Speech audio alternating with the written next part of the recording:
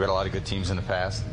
This one is going to have to, win a very important game to kind of leave our legacy. Brady turns, gives it to Blunt, rams straight ahead. LeGarrette turning the legs, reaching again for the goal line, driving forward, touchdown Patriots! We have to be at our best.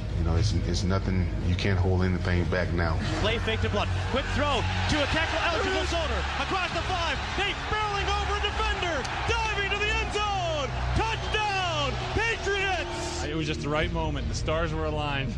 It was awesome. Nate Solder having a nose for the goal line and punching it in. Statement, drive. I had blinders on at that moment. I was just going straight ahead. I blacked that. I don't remember half the play. Hand off to Blunt, a blast up the middle, diving across the goal line. Bullies, and continue to take your bike, take your lunch money, take your gold chains, and take your ticket to the Super Bowl. 8 years later, for me, it's very surreal, man. It's pretty awesome. Lobs a throw near side, picked off by Darrell Revis. Place is nuts. Warm up the buses. Planet player making a planet play. Thank you. The greatest fans in the NFL. You did your job. LeGarrette blasted straight ahead. Curves left, across the 5, between 2 defenders. Touchdown, Patriots! And the place is rocking. Nobody's leaving. Nobody wants to go home. You want to sit in traffic all night long as you get ready for the Super Bowl. I only have one thing to say. We're on to Seattle.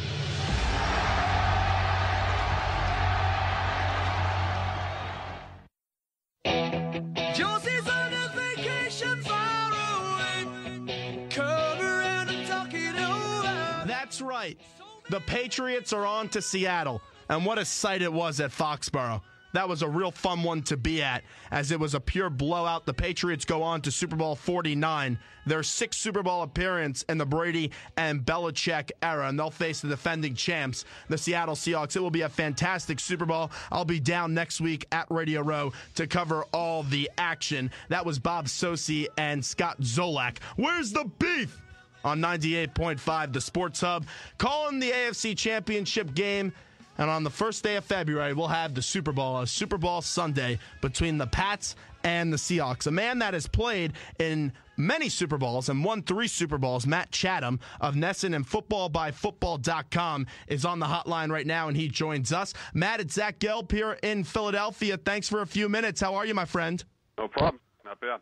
Well, we appreciate you coming on. I want to role play here a little bit because when you guys were winning Super Bowls with the Patriots, after every big win, Teddy Bruschi would come into the locker room and he would say, "How do you feel about a victory?" And you guys would say, "Oh, yeah." And Matt Slater now does that with the New England Patriots. So let's role play. I'll play the role of Teddy Bruschi. You play the role of the Patriots locker room. Matt Chatham, how do you feel about another Patriots playoff victory? Oh, yeah. I'm tired. I'm old now. We'll play it for you so you don't have to do it. Listen up. Well, how do we feel about a victory? Oh, yeah! There you go. How fun was that in the locker room after a big win, having Teddy Bruschi come on in there and say, "How do you feel about a playoff victory?" And the whole locker room saying, "Oh, yeah." It was great, and it was something that became infectious and something that lived through several seasons, several teams, and obviously you mentioned it's doing it now. I think it's something that even now in sort of post-career time when we got together for that 3-time celebration earlier this year against Denver, Teddy did it again, and it just all those memories come flooding back. So, yeah, a lot of good stuff there. Well, definitely some fantastic memories and a fun time to grow up being a Patriot fan like myself. I know we have to talk about this Deflategate thing that's going on. You still cover football for Nesson and footballbyfootball.com, and you do a brilliant job on both of those publications. I have to ask you, though, what effect does this ball deflating have in the game that happened? Because the Pats still won 45-7, and that game wasn't even close. Yeah, zero effect. I think this is something where you could, under a hot lamp and, some sort of truth serum kind of deal with any former football player prior to this thing breaking and ask questions about what the PSI was supposed to be or if it really mattered if the ball was inflated to what degree or not, and they'd roll their eyes. And now all of a sudden it's this fake outrage. So it's one of those things that you would be really hard-pressed to find that one catch or one pass that otherwise wouldn't have happened if this wasn't the case. I think one of the most compelling things that this thing's living on Twitter, but it's not living in people's hands. If you were to stand with this ball that's quote-unquote properly inflated at the 12.5 psi and hold one that's a notch below it, you probably wouldn't be able to tell. This is a technicality in the back of that large S that is the NFL rule book, and it's something that's selectively enforced. And I think that's why a lot of people, at least up here, are enraged, because we hear the stories about the Titans and the Vikings and Aaron Rodgers bragging on a national telecast, and nobody even blinks. But now it matters. So, whatever. That's a good point, because, like you said, the Vikings had some stuff. Rodgers had his comments. Brad Johnson supposedly paid $7,500 to get his footballs in better shape. Why is there so much outrage when the Patriots do this? Because a lot of people have lost to him over the years, badly, physically dominated, beaten, embarrassed, out-coached, outplayed, out everything. And it's, unfortunately, I think, a national sickness to make excuses for oneself. They want to pin someone down. You want to catch them in a technicality.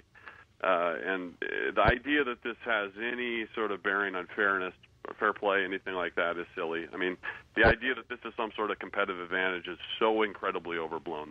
You could come up with 100 different things that would actually affect outcomes. This just isn't one of them. This is just something buried in the back of the book that America found out about and wants to sort of feign outrage at. So, we just have to deal with it up here and shine our rings and keep beating everybody. I watch a lot of football. I cover a lot of football as well. You played in the league from 2000 to 2008 with stops with New England and the Jets. And I'll be honest with you. Like you said earlier, I didn't really know too much about these rules with how the footballs are handled before the game. But what I'm reading is, and it's still a little bit unclear to me, so hopefully you could clear this up. The Patriots supply 12 footballs and the Colts supply 12 footballs. Let's say the footballs that the Patriots supply, do the Colts get to use those footballs or no? I actually don't know, Zach. I'll be perfectly honest with you. This is something that's new to me. I don't care about it. And I think I'm talking to a lot of my other friends, other Patriot guys, sort of direct message and text and stuff during all this going on, and everyone's like, I have no idea. Who cares? Like, it's silly. And I think that's the point. Who uses what ball, how much air was in what ball, it has nothing to do with what goes on as outcomes in the game. It's a complex game. We're not talking about pine tar and foreign substances or anything like that where you're bringing something from outside the game into it. We're just talking about a little air here or there in a ball. It's so silly and so stupid. And I think as much as anything, it's very revealing about the people that want to push it, especially those same people that sat on all the other instances where they could have jumped on it. So. Now, everyone, you know how it works with Twitter and all the outrage from Twitter. People are going to want a punishment, especially seeing what happened with Sean Payton and Bountygate and all the problems that have happened in the NFL over the years. What do you think ultimately happens here? Does Belichick get suspended next year? Do they just fine him? Do they lose him a draft pick? When more details come out, what do you think the NFL will finally rule? Well, I guess it depends on what those details are. Pretty tough depending on the head coach. And again, I'm not pinning this on Tom. He's probably said the strongest thing thus far. He said it's ridiculous. So maybe Tom just knows in the quarterback community this is very normal, which it sounds like it is, and he rolls his eyes at it like every other quarterback, like I said, under true serum probably would. So I guess if I was a part of that organization and I had to sort of advocate for my cause, I would go hard about saying to be consistent. Apparently you got a rule in the back of your book. This has happened multiple times this season. You didn't even bat an eye at it.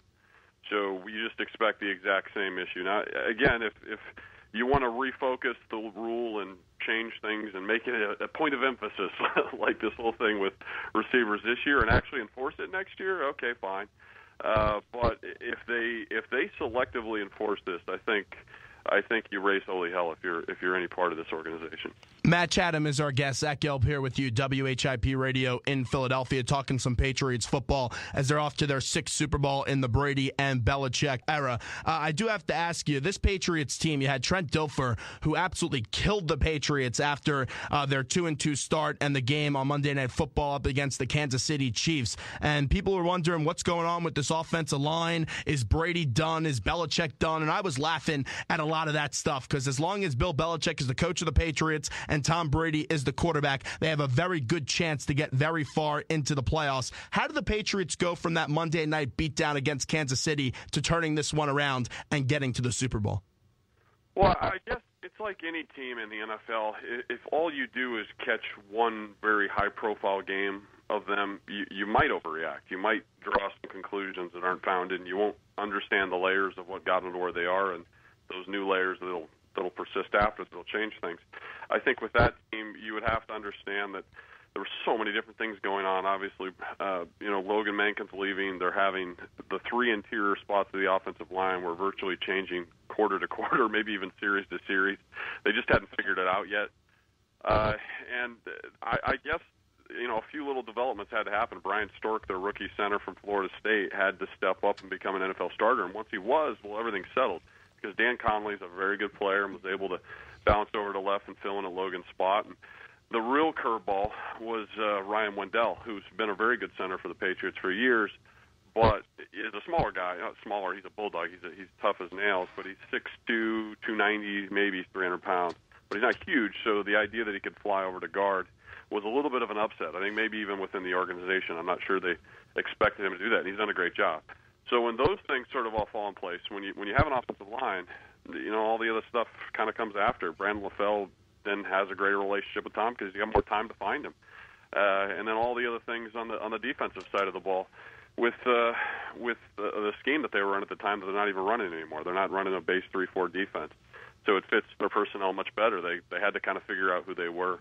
And I guess even the biggest piece of information, I guess short of the offensive line, is Rob Gronkowski was in the middle of a rehab. He was at the tail end. He wasn't full speed. We all saw that. He was still several weeks away from being comfortable and ready to roll. And once he was, night and day. And that's just kind of how things work in the NFL, especially with a team that almost always tends to improve from day one till the final. The status of Stork is going to be an interesting one leading up to the Super Bowl, and he does have some time to rest, so we'll see if he'll be able to go. I do have to ask you, though, we know when the Patriots lose big games, it's when they fail to protect Tom Brady. This is a very good, one of the best defenses we've seen in NFL history on the other side of the ball with the Seattle Seahawks and the run that they've been on in the last 2 years. What do the Patriots linemen have to do against the Seattle defense if the Pats are going to want to buy time for Brady and win this game? Well, I don't think the game is going to be won necessarily with some 34 or 30-point output from the Patriots. You just look at the history of games with these Seahawks, and they just don't play in a lot of games like that. So you have to give respect to the other side of the ball as much as their own defense. You're going to be able to control their offense, most likely to a modest output. So you need to be able to put up 25 points or whatever it is. So protecting, obviously, is a huge deal, but I think they aid themselves a lot in that by establishing a run game. And teams have had some success with that. It's not Brandon Mebane was a stud, a really underrated guy that was a big part of their interior offensive line. And understand Red Bryant's not there anymore, went down to Jacksonville. Kevin Williams bumps in, so they've had some movement in there. And I think their linebacker unit with K.J. Wright and Bobby Wagner, they're extremely quick, but they're not the biggest crew. So I think you do have to make pains to try to establish some run game, and especially to open up the play-action game to get Gronk involved and all those kinds of things. It's not that this is some sort of slam-dunk way to get it done, but I don't think it's an impossible route. I mean, Green Bay stubbed their toe so many times and could have put a nice number on them. I don't see any reason why the Patriots couldn't do as well if they just simply finished drives. You've seen Tom Brady grow in his NFL career, and you got to practice up against him each and every day during your time with the Patriots when you won 3 Super Bowls. As we're talking to Matt Chatham, a few more questions with him. You could read him on footballbyfootball.com or see him on Nesson. You know what it's like to go up against Tom Brady, even when you played with the Jets. You know how much of a competitor he is. I've never seen a quarterback in my lifetime want to win as much as Tom Brady has, and you went up in practice against him. Give me your best Tom Brady intensity story when you said, holy cow, I don't even know what this guy's doing. Well, he brings that energy. I mean, if you've been a fan of the team and watched him for years, you always see him run out there in pregame when we run out of the bubble or the the helmet or whatever. And he's flying around and he's hitting heads with everybody, and he's fired up like he's a linebacker himself.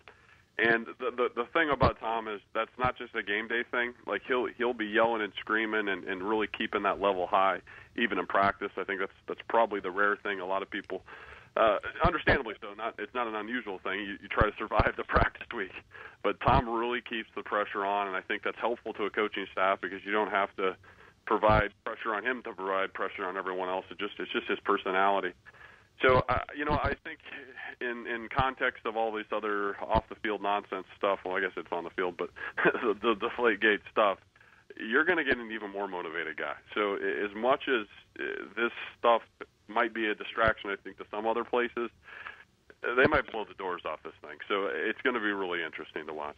I know earlier in the year, Gronk and LaFell and Edelman were talking about how they kind of try to run the other way when they score a touchdown because Brady comes running down the field and headbutts them. Have you ever been headbutted by Tom Brady? And if so, how much does it hurt?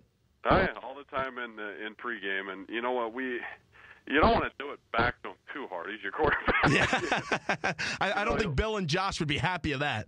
Yeah, you just kind of accept it. You don't want to really put a little behind it because you need him, So he gets fired up. But we had guys in our group. Ted Johnson was the worst of them. That Ted is just an absolute headbanger. He would really fire up our pregame hitting as well. And Brewski, he brings it all game long. But he kind of would do a little light pat. Some of us would prefer to do a light pat and try to use our real bullets in the game. But TJ was always the one that would bring the real head shakers in pregame. We're like, man, let's save this.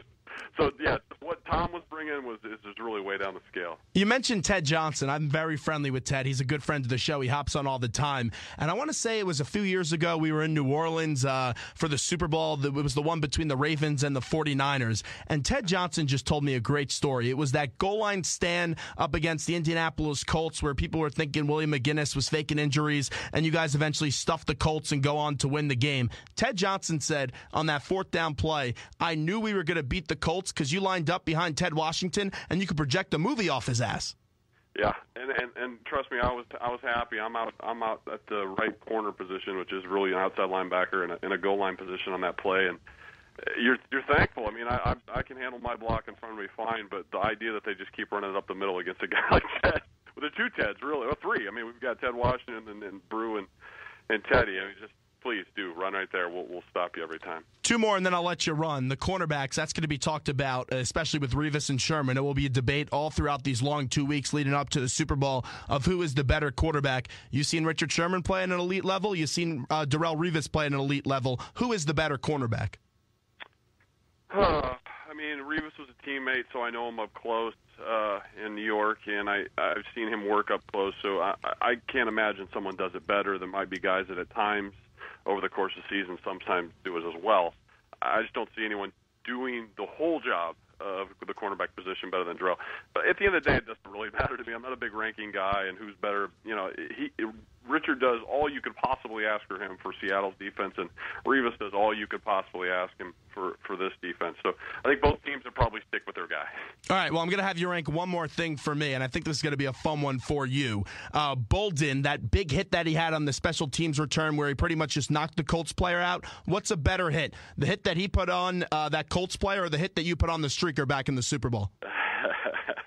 I went light on the streaker. He didn't get everything he deserved. So I'll definitely go with Bolden's hit. I love that hit. I popped on social media about that, Twitter something with a tweet, because I love that kind of stuff. And trust me, it's not just because I like to see guys get blown up.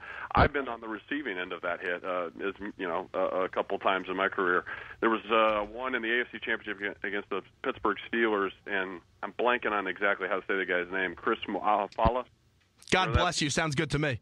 Yeah, the running back, the big running back for the Steelers from Utah, and he was a big 250-pound guy, and he caught me on one of those where I was sleeping, chasing Randall L around, and he got me a little loopy, and they used it on loop throughout the game on the big screen whenever they needed a moment to get pumped up. They kept showing that.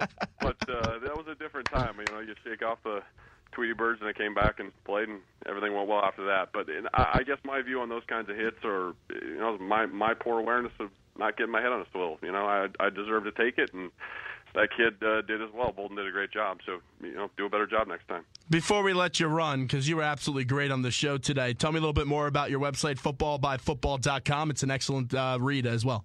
Yeah, and we'll be down to Super Bowl as well, covering all the week's excitement there. We got a bunch of former football players.